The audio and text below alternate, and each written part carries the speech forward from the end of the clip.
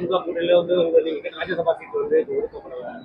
கூட்டணி தொடர வாய்ப்பு இருக்கா? இல்ல விஜய் ஒரு பக்கம் ஏதாவது கூட்டணி அழைச்சிருக்காரு, யாருக்கும் கூட்டணி போடுவாங்க? இல்ல, இன்னும் ஒரு வருஷம் இருக்கு. நீங்க கேட்கிற கேள்விக்கு இப்போ மார்ச் மாசத்துல தான் இருக்கும். ஒரு வருடம் இருக்கிறது.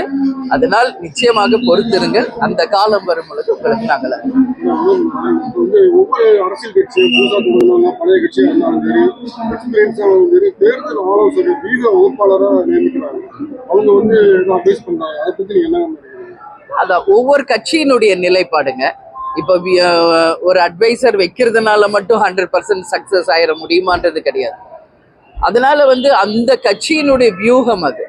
பட் கேப்டனை பொறுத்த வரைக்கும் எப்பொழுதுமே மக்களை தான் நம்பினாரு.